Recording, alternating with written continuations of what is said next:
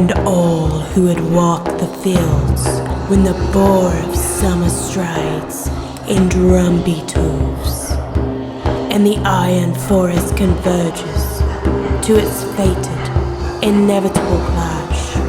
All are as children once more.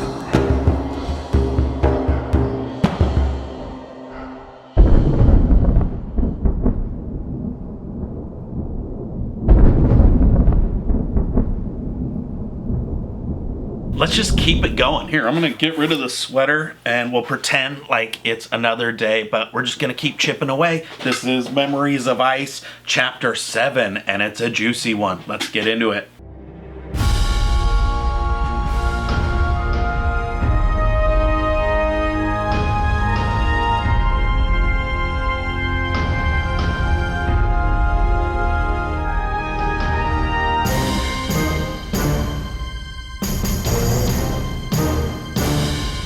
So as usual, we're going to go through the chapter, which is a doozy, and then I'm going to let the newbies know when to jump out. So we talk spoilers, but we pick up finally in Capustan, whatever, which has been the subject of everybody's kind of focus up to this point, but we haven't actually seen. And we get our introduction to the city through Kharkanas, who is the destriant of Fenner, and he's part of this group called the Grey Swords, and he is the lens through which we get the whole rundown of kind of all the internal dynamics that are happening in the city. And one of the things that we find out is that there's this kind of constant tug of war between these two ruling classes or factions that are vying for control of the city. On the one hand, it's the Council of Masks, which is like this council of all the different religious cults that exist in Capustan on the one hand, and then on the other hand, the prince of the city, who's kind of like represents the noble element, I guess, and so they're always vying for control. And the problem is they're facing this big threat from the Panian Daemon, but they are, squabbling amongst themselves, and so they can't, provide a unified defense or whatever, and this provokes the prince to hire this mercenary company, because although the Mask Council has forbidden the prince from raising an army, what he can do is hire a mercenary company, and that is what he's done, and that's why these Grey Swords are there from Kharkanas to basically circumvent his prohibition from raising an army and still be able to confront this threat that they need to face while they spend time kind of figuring out where the bodies are buried and who's gonna be in control. Pretty smart, dude. And it's kind of interesting, right? Because there's this whole masked council, which represents all the religious factions, of which Fenner is represented. But then through Kharkanas' internal monologue, we find out that he's the real G when it comes to worshiping Fenner, and he could drop the dime on this one in the masked council anytime he wants. This is the first time we actually meet Ithkovian, who's a big favorite character that people love, and he's basically like the general of these Grey Swords, or like the field marshal. He's not the leader, because there's this other guy, Bauchelain, who's the Immortal Sword, and is obviously super G'd up, and kind of calling the shots ultimately. But Ithkovian is the one who's like leading the troops into battle, and to that end, he's kind of gonna take this band of I think I forget how many, it was like 20 or how many ever folks, and lead them off and kind of do a first strike against the Panian Daemon and try and probe and feel things out. After Ithkovian leaves, we find out that they're being approached by somebody from outside the city in hopes of like setting up some kind of an alliance or something, and so they accept the invitation, and out pops your boy Quick Ben, right? And they're totally freaked out. They think it's like 12 different mages summoning them, and they know all these secret tricks of Fenner's, Reeve or whatever it is, and they Quick Ben tells them like, no, I just used a little thing to kind of make it look like something that was familiar so that you would accept the message, and but it just shows what a straight up G that Quick is.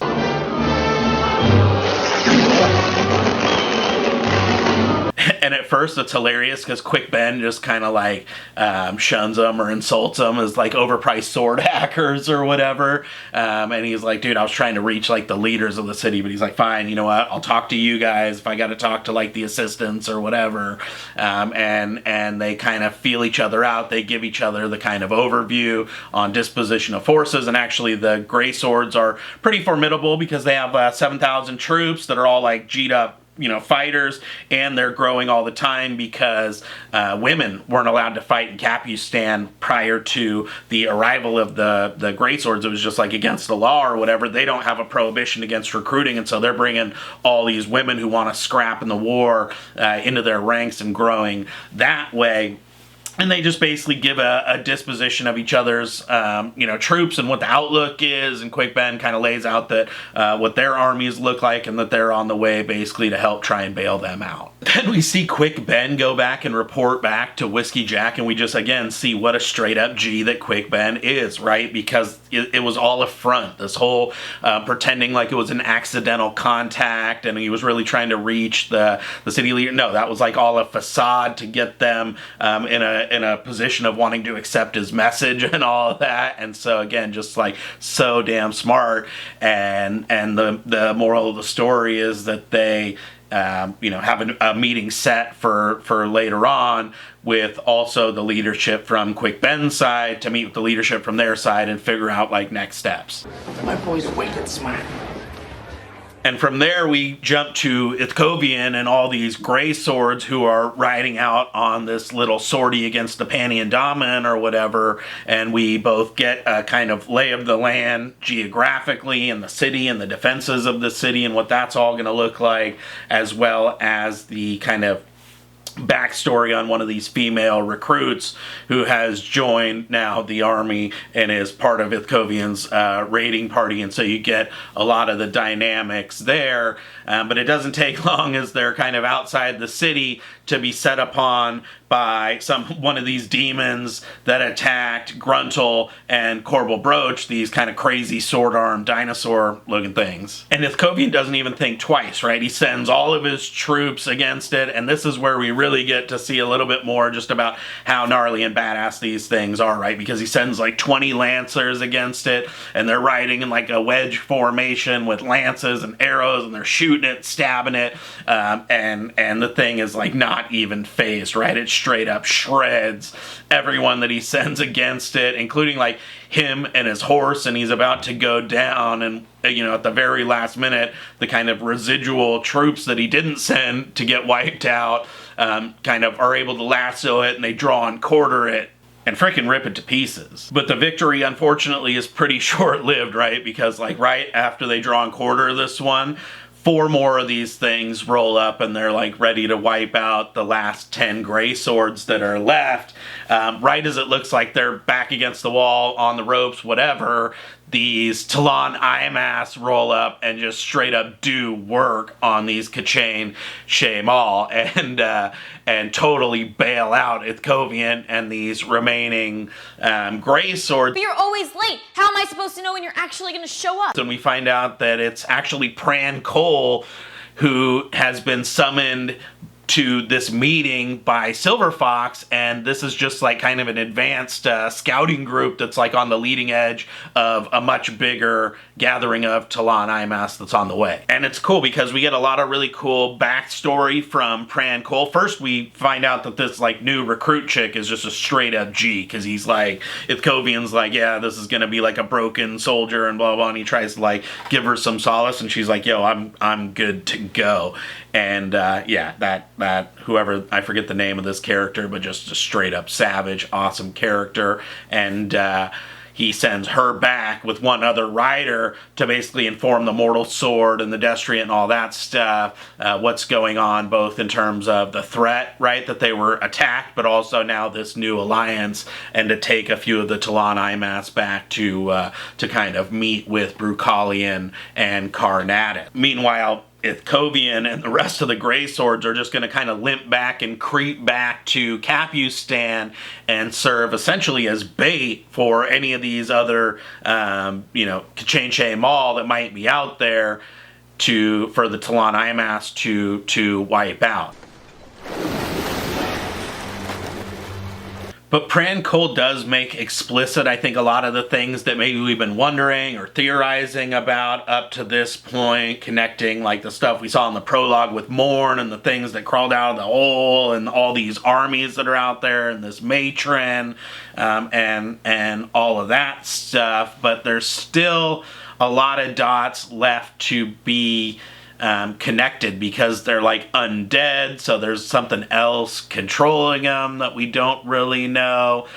So just, starting to only get kind of a sense of what this picture is, not, nowhere near actually answering the questions. Because one of the things that's kind of weird is like this, this Kacchain, Kel Hunters, problem of demons on the plains and all that stuff is a relatively new development, whereas the Panian Daemon has been kind of on the upswing for several years by this point, and so there's something that doesn't really match up on the timeline, and still more that we're going to have to figure out. It's definitely nowhere near being explained, especially because Pran Cole says something about Panian being a Jagat word. What the hell was that all about?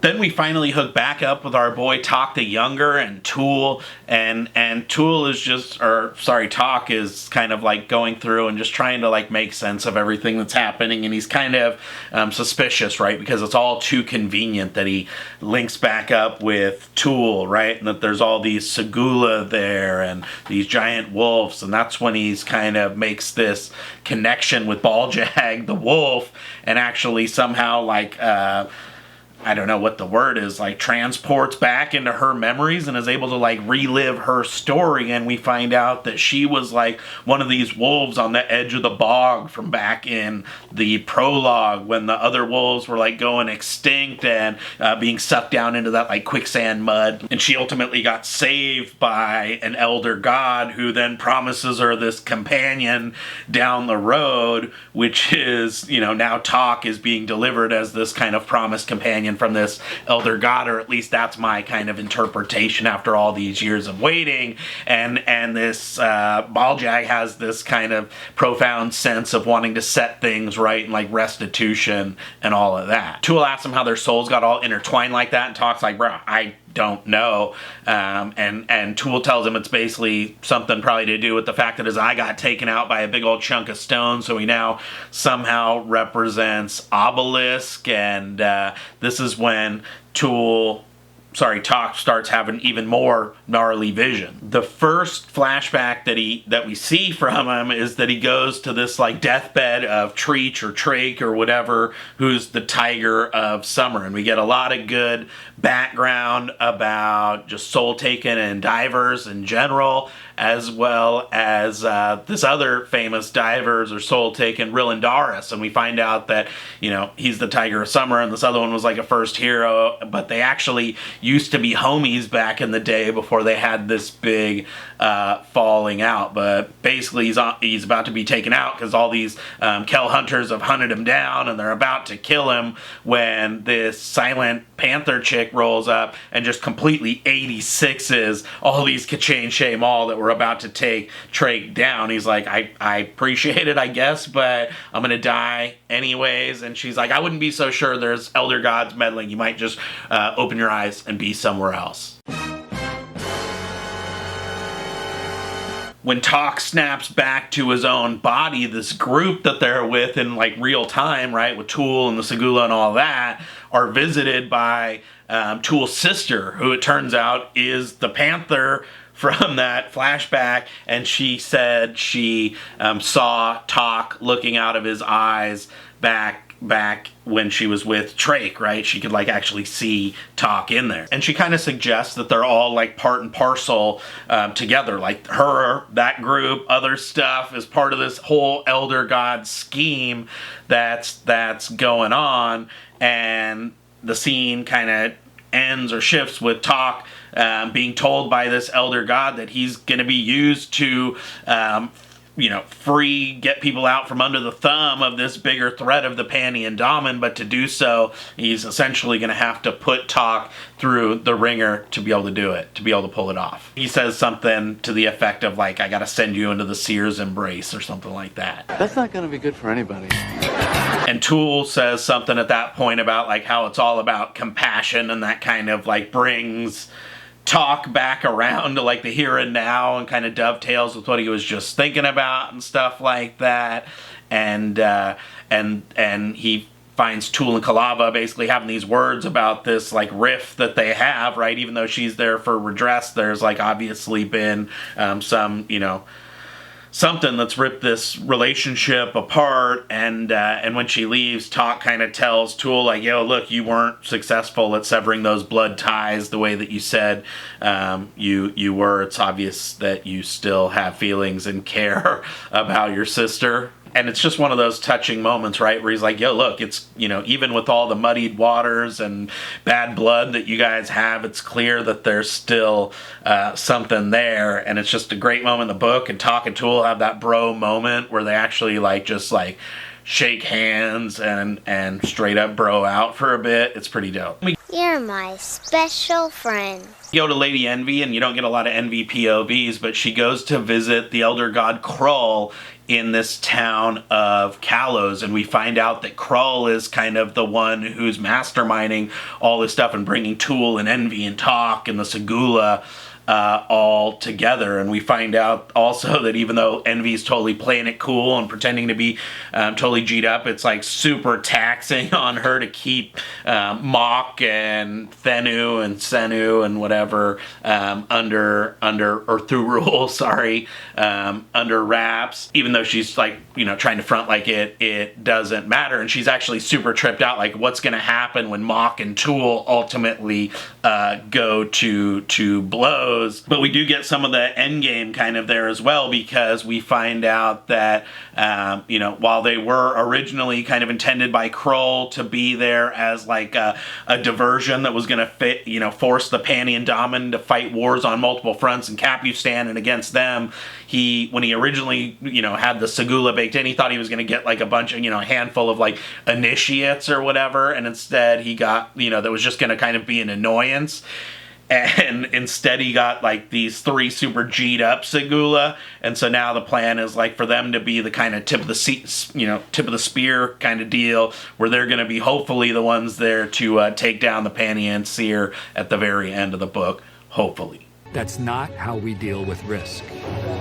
And we find out ultimately that it's all about guilt, basically, because she was there at the last chaining, or wasn't there, or whatever, because she bailed from Rake that we talked about before, and the Crippled God is rearing its ugly head now. And even though she has an anti-authority kind of viewpoint like I do, she's like, you're not my boss, but he kind of, Krull, it makes her see that it's kind of in her own, self-interest to throw everything they have together collectively at this problem.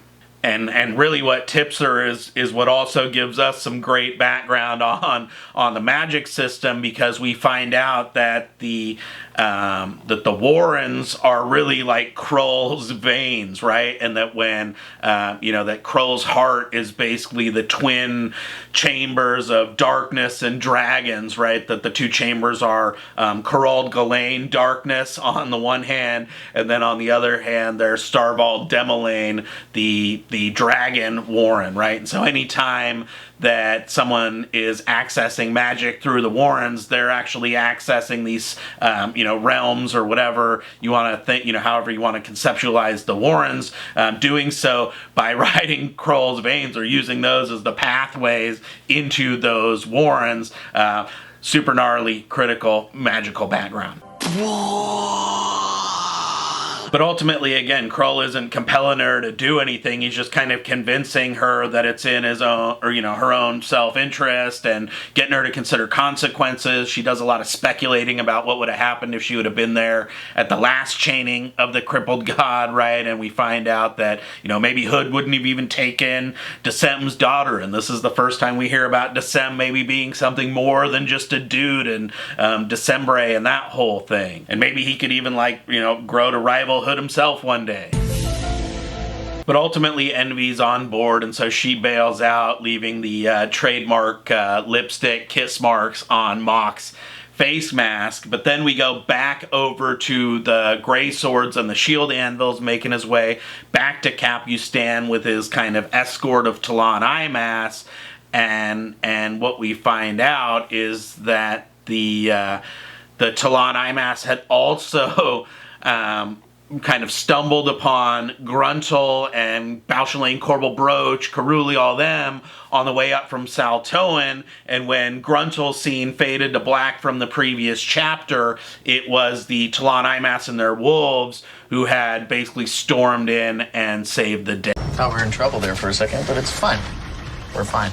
Ithkovian goes over and has a little powwow with Bauchelain and Korbal Broach, and we find out that only one of the Barghast died, and one other person of the party. You see, Bauchelain and Korbal Broach, especially Korbal Broach, is all thirsting over knowledge about the Talon Imass, being obsessed with necromancy and stuff like that. And he's like, yeah, go over and ask him, bro. And he goes over and straight up gets front hand backhanded by Pran Cole. They make some repairs to Bauchelain and Korbal Broach's wagon. They do some kind of healing in the field on some of the survivors of the Kachenche Mall attack, and then they roll back to the city. Then we jump back to the city as well, where this recruit that was sent back goes and reports back to Brucalion and the Destriant. We see that the prince and the Mass Council are still scrapping, and the Mass Council is essentially advocating for military failure, pretty much, more or less. They also get introduced to the Talon Imass by the recruit, so they have their whole parlay, and we find out that it's kind of like an uneasy alliance, essentially, that they see these Kachenche Mall as abominations, and so they're there to, or they'll help kind of address that, as it were, but at the same time they're there for this summons, and they're not allies against the Panny-Indomin or anything like that. And so when it comes time for their kind of deal, then they're essentially there to help until they need to dip out. As they say in Canada, peace out. Then we get what seems like kind of a weird little random part where Gethel, who's the Herald of Hood, shows up and is basically yo, this is a lost cause, and actually, your patron God Fenner is on his way out, so you should get on board the Hood train stat, and actually, you should not only not be offended, but you should be super grateful, because he doesn't just extend these offers to just anyone, and Brucalion shows them exactly how grateful they are by just straight up destroying the side of Gethel's face with the broadside of his sword. Boom! Damn! But because this dude was a Jagat, there's Talon Imass there, they immediately materialize and go to chase after, but they tell Brucalion they're basically impressed that he shunned Hood's offer, and that makes them even more down for the cause. But then the scene kind of fades to black with Gruntle being woken up and told that Harlow essentially died defending him. And so we end chapter 7 and move on to chapter 8 with the ultimate gut punch. I'm not crying, you're crying. So yeah, that's where we'll leave the main non-spoiler section. If you don't want to know what happens in the rest of the book and series, jump out now so we can talk spoiler goodness. Thanks for stopping by. Happy reading until the next one.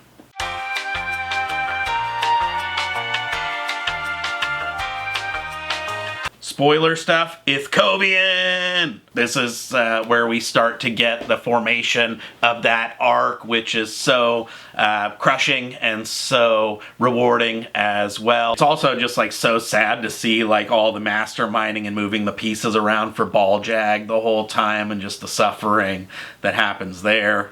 The whole like plot and background machinations and all that stuff are just, you know, so much more transparent on a reread, right? But you know, all the connective tissues there with Kalava and what her motivations are, and the Pran Cole stuff, and the you know, the whole kind of connective tissues that happen there, the kind of through lines through that connect not just the prologues and Memories of Ice with like the Calor stuff and then the end game, but also like the whole motivation for the series of calling down the Crippled God in the first place, and the end game of the Crippled God and freeing him and all of that. It's such an enjoyable rereading experience. Actually, I love how it's a subtle piece and not even a consequential part of this book at all, but I love how the people from Kalos are the ones who actually give us the first foreshadowing of Midnight Tides, because they reference the whole Edur raiding party down on their coast, and Krull's like, yo, one issue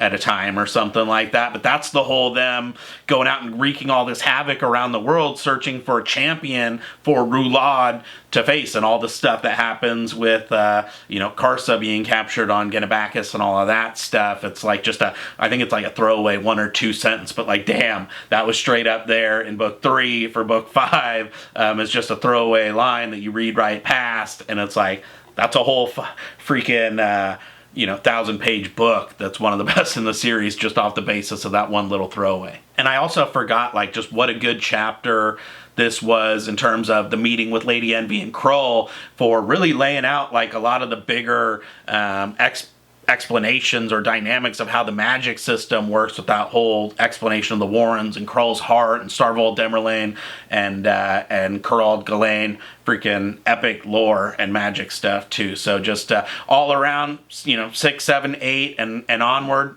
awesome chapters. Hope you liked it. Like, subscribe, Discord, merch, Patreon, Partridge in a Pear Tree. And until next time, happy reading.